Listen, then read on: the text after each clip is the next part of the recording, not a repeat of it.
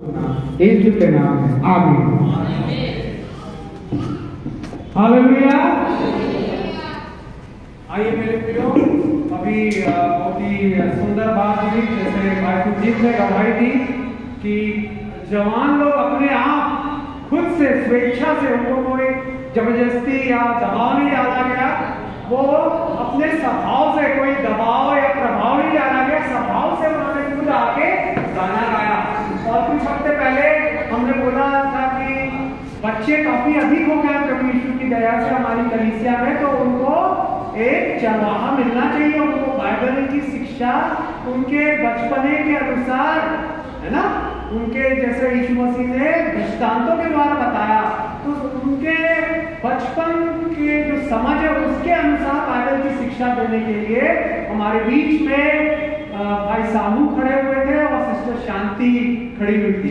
परंतु अभी हम देख रहे हैं कि एक जन नहीं है, परंतु सिस्टर शांति ने मुझे अभी रिमाइंड किया कि मैं संडे स्कूल लूंगी। हालेलुया। तो ताली बजाएं सिस्टर शांति के लिए, सब जवानों के लिए जो किसी दबाव प्रभाव के कारण नहीं, परंतु अपने स्वभाव से यीशु को प्यार करते हैं, यीशु के राज के लिए उसके लोगों की सेवा करना चाहते हैं स्वेच्छा से। उन्होंने कोई जोर जबरदस्ती नहीं, खुद बोला। तो अभी सिस्टर शांति, जितने भी आप सबके बच्चे हैं, बच्चे लोग जाके सिस्टर शांति से यीशु के वचनों के बारे में, यीशु के बारे में सीखे। हालेलुया। और मैं चाहूंगा आप जितने और भी हैं, आपके बच्चे अगर आप घर में छोड़ के आ रहे हैं तो उसको प्रभु यीशु के भवन में लाइए, वहां प्रभु यीशु की शिक्षा मिलेगी। हालेलुया। और ये जरूरी है कि हम अपनी अटेंडेंस, हाजिरी लगातार आते रहें। आमीन। मैं आपको एक सच्ची घटना बताना चाहूंगा। आप लोग हाँ, बच्चे लोग जितने भी सिस्टर शांति के साथ चले जाइए बच्चे लोग। और आप सबों से निवेदन है, आप अपने पड़ोस के भी, अपने प्रियजनों, रिश्तेदारों के बच्चों को भी ला सकते हैं, यहाँ पर संडे स्कूल की शिक्षा मिलेगी। सिस्टर शांति ने खुद आके ये स्वेच्छा से बोला, इसलिए हम धन्यवाद देते हैं। और देखिए जो ये काम है ना, वो जैसे सुरजीत भाई हर संडे को कहीं कहीं, चाहे तबियत खराब हो, कुछ हो, दूसरा काम हो या कुछ हो, वो चाहते हैं कि वो प्रभु यीशु के भवन में आए, आराधना करे और उसकी महिमा करे। तो हमको हमारी हाजिरी कौन ले रहा है? यीशु मसीह ले रहा है। और वो क्या करता है? बाइबल में लिखा हुआ है नीति वचन 28:20 में, विश्वास योग्य मनुष्य पर बहुत से आशीषें, आशीर्वाद होता है। मैं आपको एक सच्ची घटना बताना चाहूंगा। मैं कुछ साल पहले हैदराबाद गया मेरे प्रियो, और हैदराबाद में मैं टीवी का अपना इंटरव्यू दिया। उसके बाद मेरे पास समय था, तो मैंने वहां पर जो दुनिया की सबसे बड़ी कलीसिया में से एक है, कैलवरी टेम्पल, वहां जाने का मैंने योजना बनाई। और प्रभु यीशु ने ऐसा इंतजाम कराया था हैदराबाद में। मैं कई सालों बाद गया, मैं पढ़ाई करता था पहले, परंतु उस समय मेट्रो नहीं था। अभी गया था तो मेट्रो चालू हो गई थी। स्टेशन से, सिकंदराबाद स्टेशन से कुकटपल्ली, वहां पर कुकटपल्ली से जैसे ही आप, मेट्रो स्टेशन है वो, मेट्रो ट्रेन वहां आखिरी स्टॉप है, जैसे ही उतरेंगे जस्ट आपको 2 किलोमीटर में कैलवरी टेम्पल करके मिलेगा। और वहां इतनी भीड़, संडे के दिन 4-5 सर्विस करती है, सुबह 6 बजे से लेकर रात के 9 बजे तक सर्विस चलती रहती है। और कितने लोग आते हैं मालूम है? करीब अलग अलग पारियों में 2.5 लाख लोग आते हैं। और वहां आप देख सकते हैं शुभ संदेश टीवी चैनल में 9:30 से 10 बजे तक पास्टर सतीश कुमार का वो प्रोग्राम आता है। और कल हम देख रहे थे तो वहां A to Z, आपका जन्मदिन है तो चर्च की तरफ से आपके लिए केक आ जाएगा, चर्च के वॉलंटियर्स आ जाएंगे आपके लिए कार्ड लेके, आपके साथ कैंडल जला के बर्थडे सेलिब्रेट करेंगे वो। और जो बुजुर्ग हो गए हैं या गरीब है या कुछ दिव्यांग है, चलने फिरने में प्रॉब्लम होता है, तो चर्च की तरफ से गाड़ियां वहां पर वो आपको चर्च में ले आएगी। और हर हफ्ते, हर सर्विस के बाद वहां खाना, जो दूर दूर से आते हो बेचारे कैसे भूखे प्यासे जाएंगे, 2-4 घंटे दूर दूर से यात्रा करके आते हैं तो उनके लिए खाने का भी इंतजाम, और जो बुजुर्ग हो गए हैं, गरीब हैं, उनके लिए दवाई डिस्काउंट में, मतलब कम कीमत में, बाजार से बहुत कम कीमत में। और वहां इतना बड़ा कैंपस है और इतने हजारों लोग आते हैं, मगर मैंने देखा अनुशासन, वहां अंदर आप जाएंगे तो पिन ड्रॉप साइलेंस, वहां वॉलंटियर्स लगे रहते हैं, देखते रहते हैं, वो बड़े अनुशासित रहते हैं। मैं कैमरे से अपना कुछ फोटो ले रहा था, वहां इतना अच्छा है, इतना अच्छा उन्होंने बनाया है, वचन लिखा है, वो वॉलंटियर तुरंत आ गए, बोले ब्रदर यहाँ फोटो लेना अलाउ नहीं है करके, मगर उनकी आंखें ऐसी रहती है, नजर लगी रहती है, और वहां पर कोई इंडिसिप्लिन या अनुशासनहीनता नहीं, आवाज आ रही है या बातें कर रहे हैं, नहीं, बिल्कुल पिन ड्रॉप साइलेंस। और जूतों का भी आपको, जैसे आप मॉल में जाते हैं तो आपके लिए छोटा सा वो सिक्का टाइप का दे देता है नंबर वाला ना, तो वहां जूते रखने का भी वो राइट है वैसा टाइप का। और इतने हजारों लोग आते हैं तो किसका जूता क्या हो रहा है, मगर इतना अच्छा सिस्टम है, 5-10 मिनट में आपको जूता जमा करके गए हैं अंदर, जूता बाहर रख के आपको 10 मिनट आराधना के बाद, सर्विस के बाद फिर से आपको वो जूता आपको नहीं चाहिए। कोई आपके लिए अफरा तफरी या बहुत वो कहाँ घूम गया, चोरी हो गया, ऐसा कुछ भी नहीं होता।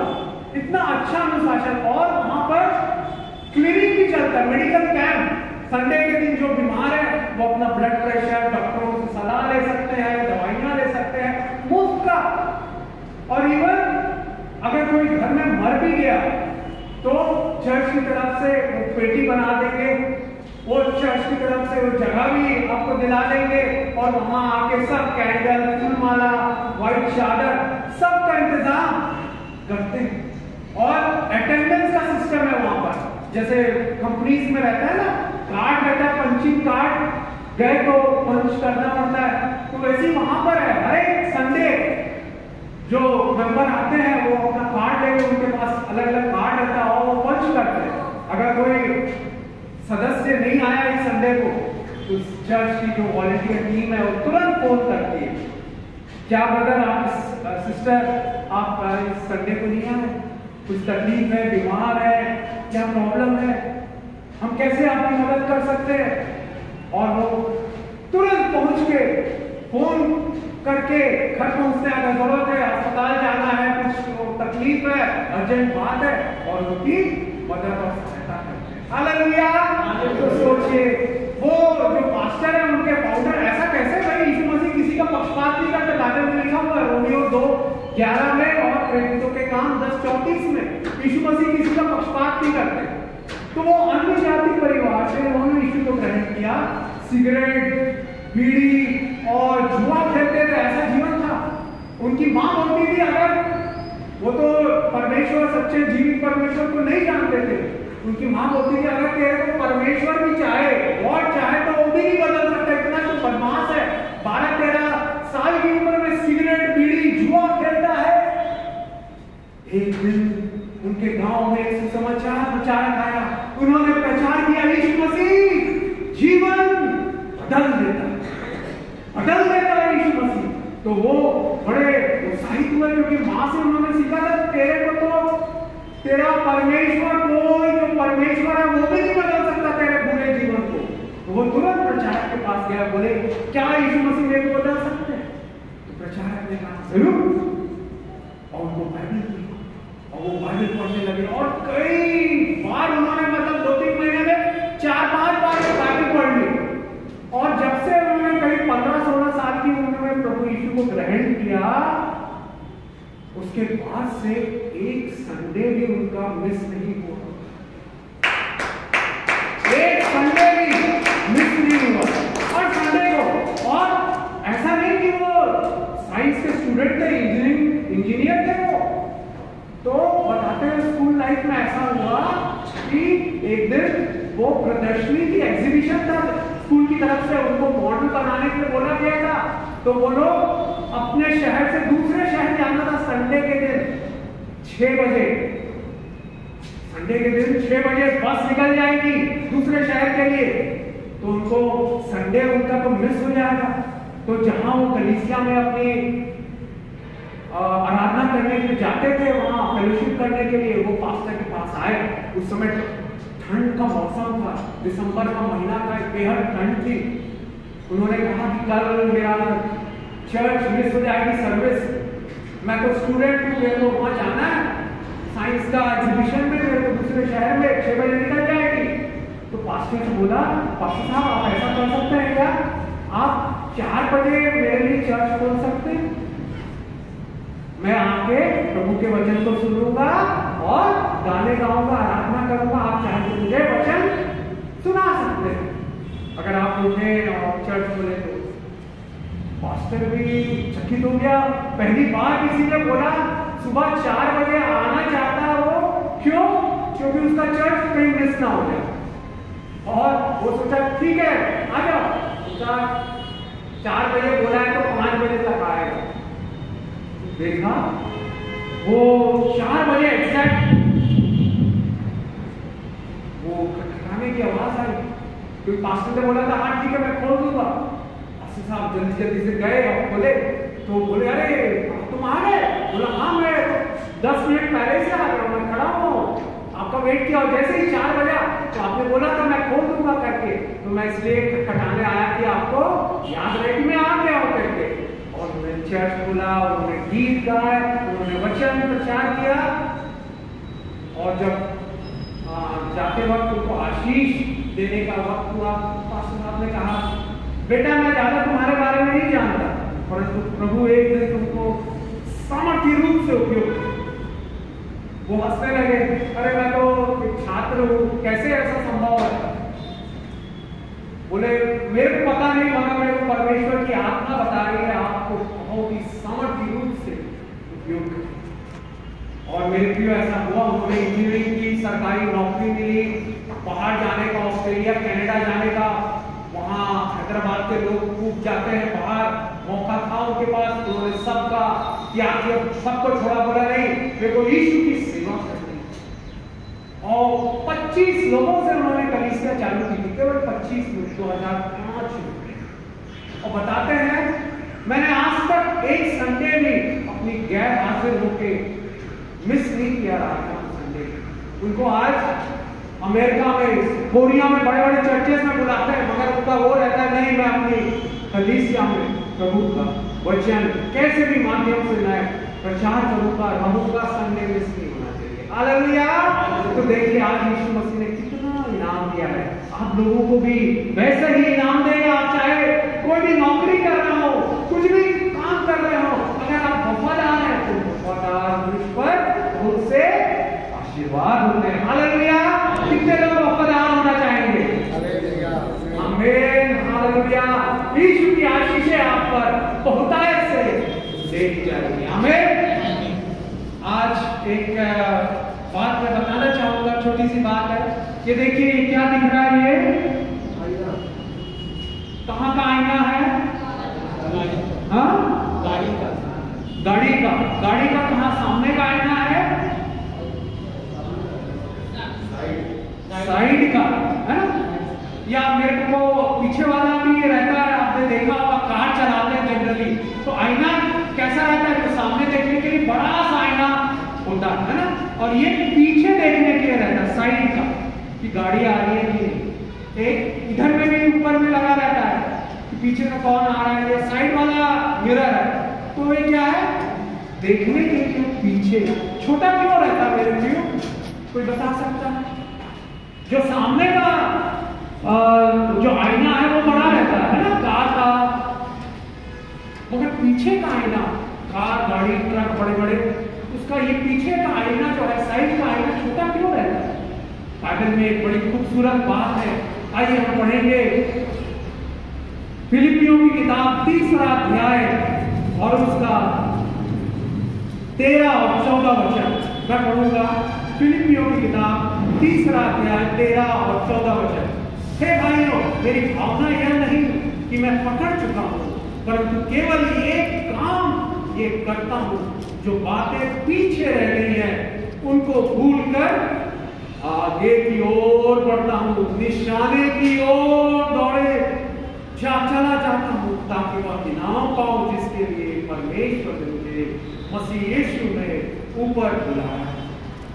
पीछे जो क्या लिखा हुआ है कि जो बीती बातें हैं उनको मैं क्या करता हूँ, बातें जो पीछे रह गई है भूल कर आगे की बात। नए साल में हमने प्रवेश किया, हो सकता है पिछला साल बहुत दुख से दर्द से भरा हुआ हो, कई बार वो पुराने विचार पुरानी बातें, वो मेरे साथ धोखा, मेरे साथ अन्याय हुआ, मेरा मानसिक शारीरिक आर्थिक शोषण हुआ, यही बात यही कटु कड़वाहट हमारे दिलों को भरे।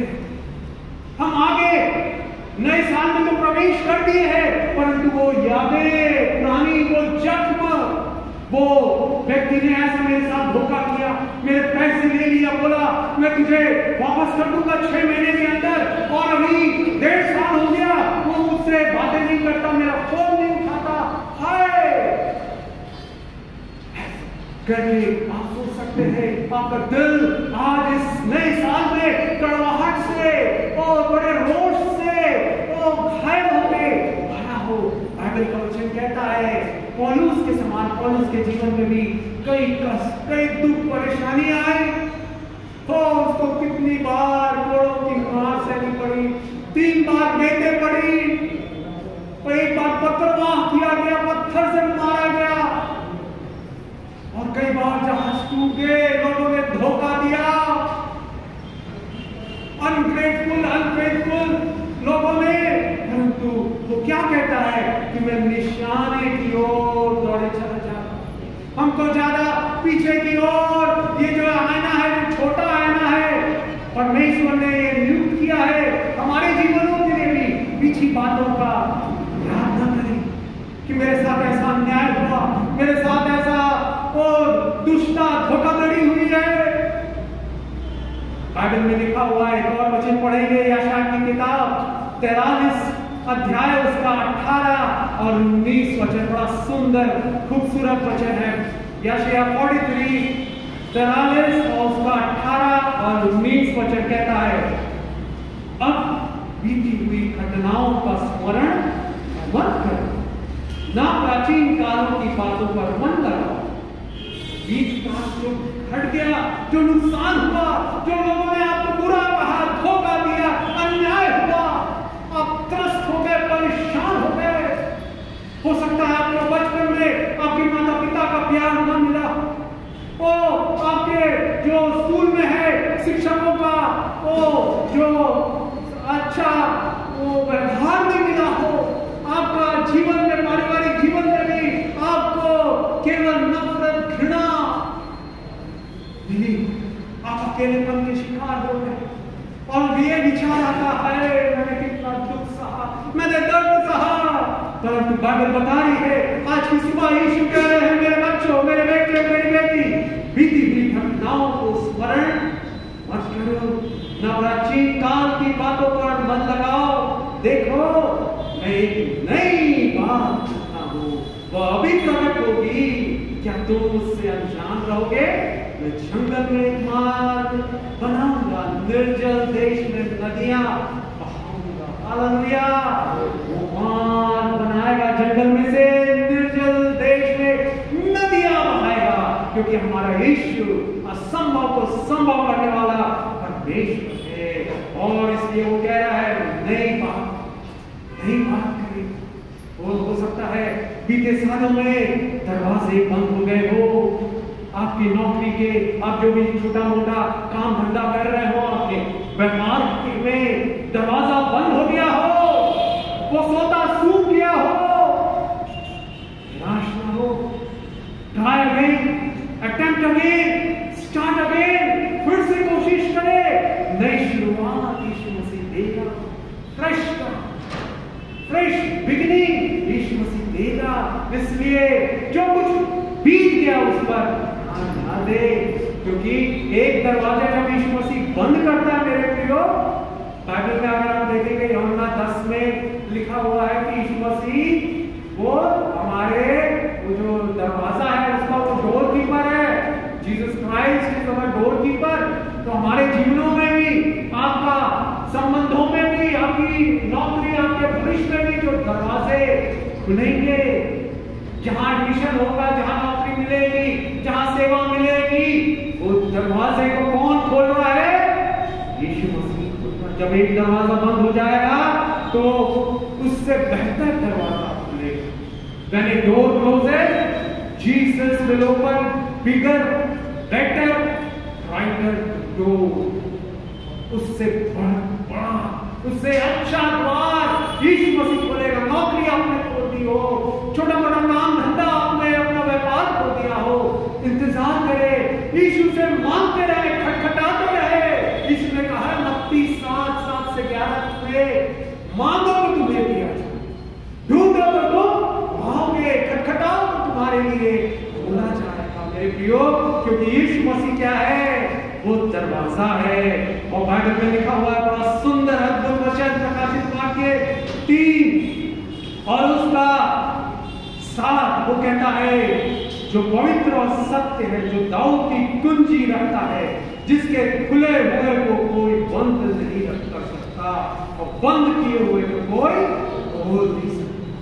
क्या आप परेशान है? वो व्यक्ति ने धोखा देके, मेरे से अन्याय करके वो दरवाजे को, वो काम धंधे को बंद कर दिया, मेरी नौकरी छूट गई, उससे नफरत की, घृणा की।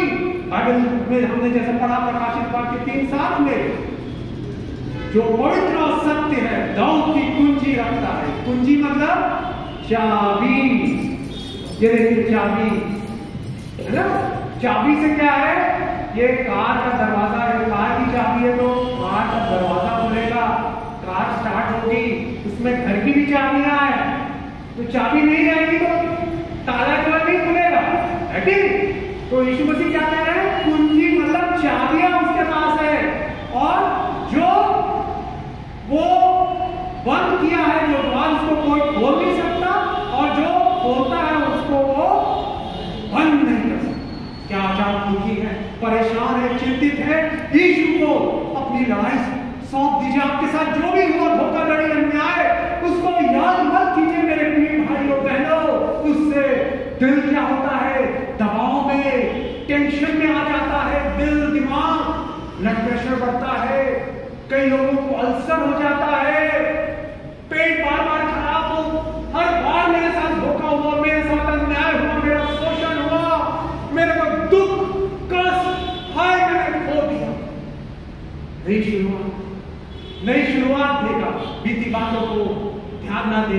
देखिए मेरे उंगली में अभी एक छोटा सा घाव हो गया था। यहाँ पर शुरुआत में पहले दिन थोड़ा खून बहा, उसके बाद धीरे धीरे करके दर्द होता रहा, चमड़ी उखड़ गई थी, फिर उसके ऊपर एक पपड़ी ऐसा जमी। अगर मैं वो पपड़ी को बार बार ऐसा करके निकाल दूं, खरोचूं, तो क्या होगा? मेरा जो ठीक हो रहा है वो देर से होगा और मुझे दर्द होता रहेगा। वो हो सकता है 1 महीने के बाद भी दर्द होता रहे, क्योंकि मैं बार बार कुरेद रहा हूं उसको। वैसे ही जो आपके साथ बुरा हुआ, अन्याय हुआ, कोई बात नहीं यीशु, आपने कहा क्षमा कर। बीती बातों पर ध्यान नहीं दे दो, नई बात मैं करने जा रहा हूं, तो ठीक है, मैं अपनी राय आपको सौंप देता हूं। जो मेरे साथ अन्याय हुआ है आप उसका हिसाब लेंगे। और परमेश्वर कहता है कि जो तुम्हारा नुकसान हुआ है, जो तुम्हारा पीड़ा किसी ने पहुंचाई, परमेश्वर देख रहा है। तो ये घावों को हम कुरेदते नहीं है, खदोड़ते नहीं है, ना, उससे घाव चमका नहीं होगा। वैसे ही पुरानी बातों पर याद नहीं रखिए। घर में जब हम सब्जियां बनाते हैं, टमाटर, केला, फल खा रहे हैं, सेब खा रहे हैं, उसके छिलके कचरे के डब्बे में हम क्या करते हैं? फेंक देते हैं। फिर उसको दूसरे दिन जब वो कचरे वाला आता है उसको दे देते हैं, कचरा उठा के ले जाएगा वो। परंतु अगर हम कचरे को एक दिन पुराना फिर से निकाल रहे हैं, वो पुराना केले का छिलका, सेब का छिलका, सड़ा टमाटर, क्या आएगी? बदबू है। ये बात बताता है हमें पुरानी जो बातें हुई है हमारे जीवन में, जो लोगों ने दुख पहुंचाया, चोट पहुंचाया, उनको क्षमा करके आगे बढ़े। मेरे प्रियो, पीछे मुड़ के ना देखे। घर में बगीचा है, तो हम पानी कहाँ डालते हैं मेरे प्रियो? क्या झाड़ी झंकार में डालते हैं क्या? कहाँ पानी डालते हैं? फूल के पौधे हैं, गेंदा है, झरबेरा है, फल के है, मुनगा है, जाम, वहां पर पानी डालते हैं। झाड़ी झंकार में, घास फूस में पानी नहीं डालते। तो वैसे ही अपने जीवनों में बाइबल बताती है हमें क्या करना है मेरे प्रियो। फिलिपियों 4 उसका 8वां वचन, फिलिपियों 4:8 में लिखा हुआ है, इसलिए हे भाइयों, जो बातें सत्य है, जो बातें आदरणीय है, जो बातें ठीक उचित है, जो बातें पवित्र है, जो बातें सुहावनी है, जो बातें मन भावनी है, अर्थात जो भी सद्गुण और प्रशंसा की बातें हैं, उन पर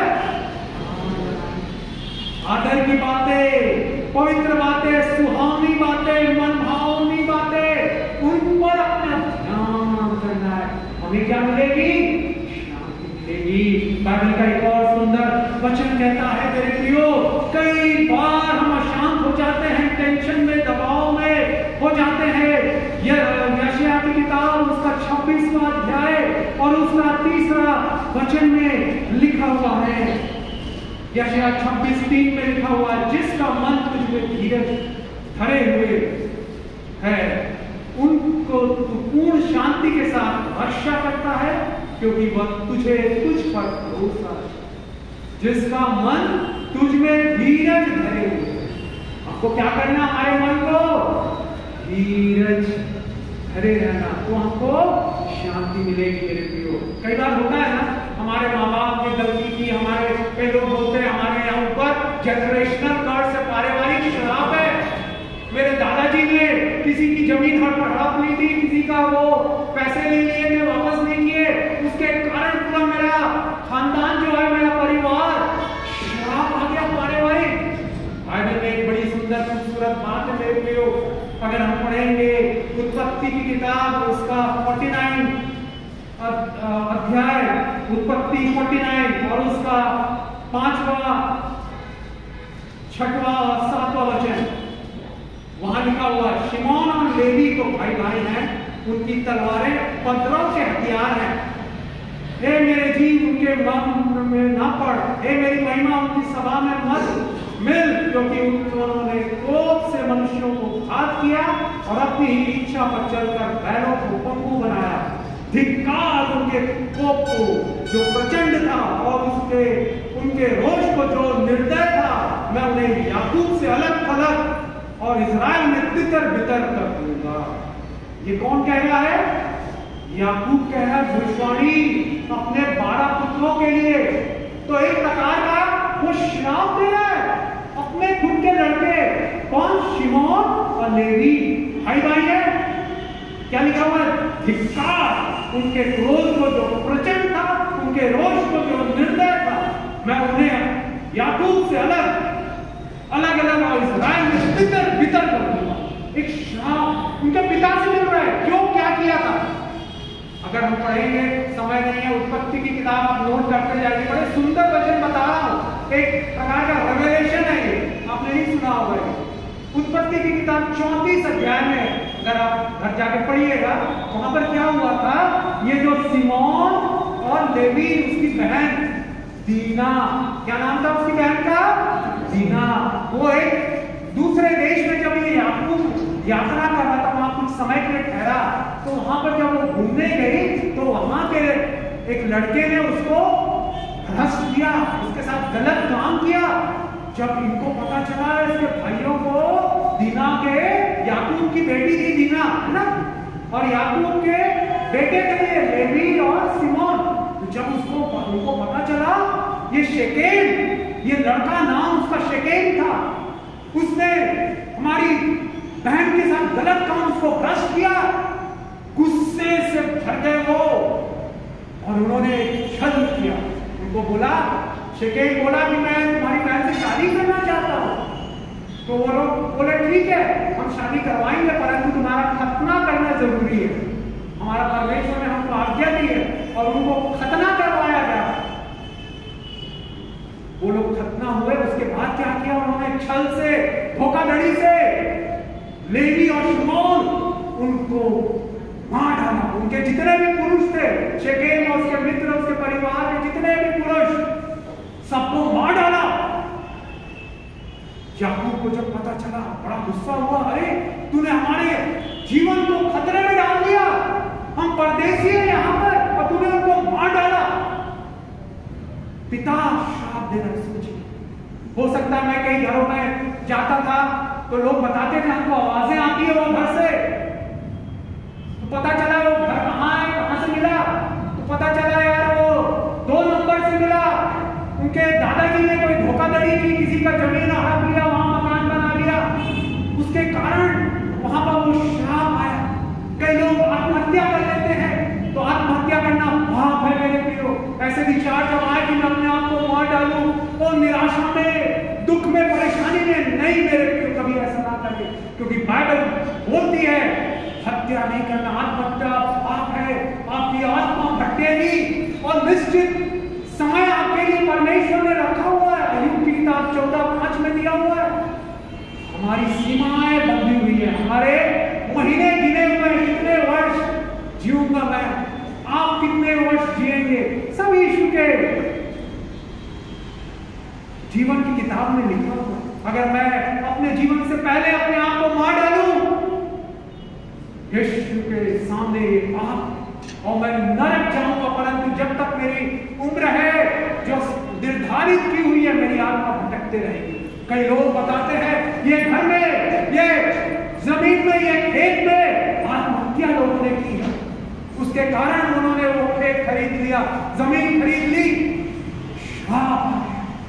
परंतु आज आपके लिए खुशखबरी, गुड न्यूज, ग्रेट न्यूज, आप ऐसे श्रापों को यीशु से क्षमा मांग के वो नष्ट कर सकते हैं, तोड़ सकते हैं, बंधनों से आजाद हो सकते हैं, क्योंकि छुटकारा देने वाला यीशु मसीह है। गलतियों की किताब 3:13 में लिखा हुआ है, यीशु मसीह ने क्रूस पर सारे हम श्रापों को उठा दिया। हालेलुया मेरे प्रियो। अब आप देखिए, ये लेवी और शिमोन श्रापित हो गए, पिता उनका खुद श्राप दे रहा है, धिक्कार है उनके कोप को, जो प्रचंड था, उनके रोष को जो निर्दय था। मैं उन्हें याकूब से अलग अलग और इजराइल में तितर बितर कर दूं। उसका खुद का पिता, हो सकता है आपका पिता भी आपको प्यार नहीं दिया हो, शराब में डूब गया हो, या दूसरे गलत संबंधों में चला गया हो, आप अकेले हो गए हो, आपको बार बार ये ख्याल आता हो मुझे डिसएडवांटेज हुआ। बड़े बड़े लोग, उनका तो गॉड फादर है, परंतु मेरा कोई परवाह करने वाला नहीं है। परंतु आप अपनी आशीष को, अपनी तकदीर को, अपनी तस्वीर को बदल सकते हैं यीशु से प्रार्थना करके। आइए हम देखेंगे यही लेवी है ना कैसे आशीषित हुआ। व्यवस्था विवरण की किताब 33 अध्याय और उसका 8वां, 9वां और 10वां वचन। व्यवस्था विवरण 33 अध्याय 8वां, 9वां, 10वां। ये बड़ी सुंदर बातें हैं मेरे प्रियो, एक रेवलेशन है आपके जीवन को, आपके मानसिक शारीरिक श्राप या बंधन तोड़ देगा। देखिए ये मूसा आखिरी में इजरायलियों को आशीष दे रहा है, इजराइल के 12 गोत्रों को आशीष दे रहा है ना, उनको भविष्य वचन बता रहा है। लेवी के बारे में क्या कहता है, उसके खुद के पिता ने उसको धिक्कारा, श्राप दिया। क्या कहता है 8वें वचन में, फिर लेवी के विषय में उसने कहा, तेरे तुम्मीन और उरीम तेरे भक्त के पास है, जिसको तूने मस्सा में परख लिया, जिसके साथ मरीबा नामक सोते पर तेरा वाद विवाद हुआ। उसने तो अपने माता पिता के विषय में कहा, मैं उनको नहीं जानता, ना तो उसने अपने भाइयों को अपना माना, ना अपने पुत्रों को पहचाना, क्योंकि उन्होंने तेरी बात मानी और वे तेरी वाचा का पालन करते हैं। 10वां वचन बड़ा खूबसूरत, वंडरफुल, ब्यूटीफुल वर्स। 10वां वचन पढ़िए, व्यवस्था विवरण 33 10वां वचन। वे याकूब को, कौन? लेवी, जो श्रापित था अपने पिता याकूब के द्वारा, जिसको श्राप मिला था, उसकी तकदीर, उसकी डेस्टिनी बदल गई। एक बदलने वाला है, उसका नाम है यीशु मसीह, परंतु हम अपने कामों से कर सकते हैं। 10वां वचन में, हे याकूब को तेरे नियम और इज़राइल को तेरी व्यवस्था सिखाएंगे। इतना अद्भुत है। लेवी के बारे में मूसा कह रहा है, ये गोत्र है जो याकूब को परमेश्वर के नियम बताएंगे और इज़राइल को तेरी व्यवस्था सिखाएंगे। कितना खूबसूरत परमेश्वर, कितना वंडरफुल अद्भुत यीशु मसीह जो हमारी तकदीर को, आपकी तकदीर को, तस्वीर को बदल सकता है। He can change, Jesus Christ can change your destiny, your future. हो सकता है आपको प्यार ना मिला हो, धोखा मिला हो, लोगों ने श्राप दिया हो, आपके खुद के परिवार वालों ने श्राप दिया हो, परंतु आप आशीषें पा सकते। लेवी याकूब को परमेश्वर के नियम सिखाएंगे, इज़राइल को तेरी व्यवस्था सिखाएंगे और तेरे आगे धूप और तेरी वेदी पर सर्वांग पशु को ओम बलि करेंगे। हे यहोवा, उसकी संपत्ति पर आशीष दे, उसके हाथों की सेवा को ग्रहण कर, उसके विरोधियों और बैरियों की कमर पर ऐसा मार कि वे फिर न उठ सके। क्या लिखा है यहाँ पर? तो आशीष मिल रही है, खुद के पिता के द्वारा श्राप मिला, परंतु यहाँ क्या आशीषें मिल रही है कि व्यवस्था सिखा और नियम सिखा मेरे लोगों को, 12 गोत्रों को, और संपत्ति पर आशीष। कितना अद्भुत। हालेलुया। क्या आज आपका जीवन भी ऐसा ही टूटा हुआ, बिखरा हुआ है, त्यागा हुआ है? आपके अपने लोगों ने आपसे नफरत की, घृणा की, त्याग दिया। आपके लिए गुड न्यूज़, यीशु मसीह आपकी तकदीर को, डेस्टिनी को बदल सकता है। इसने लेवी को किया, परंतु लेवी ने क्या किया था? आप ये सोच रहे होंगे, अरे उसके पिता ने तो याकूब ने श्राप दिया, अब ये मूसा वो भी बड़ा भविष्यवक्ता था, अब उनको आशीष कैसे दे रहा है उसका लेवी घराने और उनकी संतानों को? क्योंकि उन्होंने एक काम किया था। हम अपने कामों के द्वारा परमेश्वर को प्रसन्न कर सकते हैं। बाइबल में लिखा हुआ याकूब की किताब 2 अध्याय 26वां वचन, विश्वास कर्म बिना अधूरा है। हम क्या काम करते? जैसे मैंने पास्टर सतीश कुमार हैदराबाद के कलीसिया 2.5 लाख मेंबर हैं और उनके अभी अलग अलग जगहों में भी वो कलीसिया खुल रहे हैं। बड़ा सिंपल वो प्रचार करते हैं। कैसे? उन्होंने काम किया। हम सोचते हैं भविष्यवाणियों के पीछे हम दौड़ते हैं, अरे वो भविष्यवक्ता आया, चलो वहां चलो, मीटिंग में यहाँ, वो सब ठीक है। मैं एक बार विचार कर रहा था मेरे प्रियो, साउथ में इतने ढेर सारे भविष्यवक्ता है, परंतु हम देखते हैं जो IT कंपनीज है, सत्यम थी, इंफोसिस थी, विप्रो है, और भी जो नए नए अभी कंपनीज हो रही है, उसमें से मसीही लोग 0.001% मालिक। क्यों नहीं? तो भविष्यवक्ताओं के पीछे, प्रभु के जन के पीछे भागते रहे, क्योंकि काम मेरी मम्मी बताती है, जब वो प्रिंसिपल थी उनके साथ में जो सबऑर्डिनेट टीचर्स थे, लेक्चरर, असिस्टेंट टीचर, तो सबसे जो कामचोर लोग रहते हैं वो कौन रहते हैं मालूम है आपको? मसीही लोग। मैडम प्रेज द लॉर्ड, जय मसीह की, जल्दी से मेरे को आज छुट्टी चाहिए, आज हफ्ते में 2-4 दिन उनको आज तबीयत खराब हो गई तो बच्चे को वो छोड़ना है, यहाँ जाना, वहाँ छुट्टी। मैं नौकरी करता था, मेरा सेक्रेटरी भी मसीह था, ऑफिस में आके ऑफिस का काम छोड़ के वो बाइबल का काम, कलीसिया का काम, उसका फोन उठा रहा है। नहीं मेरे प्रियो, बाइबल में लिखा हुआ है, यीशु ने कहा है, जो कैसर का है कैसर, जो परमेश्वर का है परमेश्वर को दो। तो क्या काम करना है मेरे प्रियो? हमने जैसा सीखा, वफादार रहना, ईमानदार रहना, कोई भी काम मेहनत से करना। समुपदेशक 9:10 में लिखा हुआ है कि जो भी काम तुझे मिले अपनी पूरी शक्ति से कर, सामर्थ्य से करना। तो आप सोच रहे होंगे लेवी को कैसे आशीष मिले? देखिए क्या किया था, उनके कारण आशीष मिली। हो सकता है आप भी परेशान हो गए और ये भविष्यवक्ता के पीछे भागने से, ये मीटिंग वो मीटिंग अटेंड करने से अरे आशीष नहीं मिल रही है। अपना जीवन जांचे, अपने कामों को ध्यान दे। क्या काम किया था ये लेवी जो आशीष मिली? आइए देखेंगे निर्गमन की किताब 32वां अध्याय बड़ा खूबसूरत वचन है मेरे प्रियो, जब मैंने पढ़ा मेरा दिल आनंदित हो गया, गदगद हो गया। Hallelujah, thank you Jesus. निर्गमन की किताब 32 अध्याय और उसका 26वां वचन, वहां लिखा हुआ है, निर्गमन 32 अध्याय 26वां वचन। उनको निरंकुश देखकर मूसा ने छावनी के निकास पर खड़े होकर कहा, जो कोई यहोवा की ओर का है और मेरे पास आ। क्या हुआ था उससे पहले का मैं बैकग्राउंड बताना चाहूंगा मेरे प्रियो, समय नहीं है इसलिए। क्या हुआ था, मूसा जो था, परमेश्वर ने उससे कहा, हाँ मुझसे बात कर, मैं तुझसे आमने सामने बात करूंगा। और सीने पर्वत पर वो 40 दिन 40 रात प्रार्थना करता रहा, बिना खाए पिए, बिना पानी पिए, बिना खाए। तो परमेश्वर ने उसको 10 आज्ञाएं दी।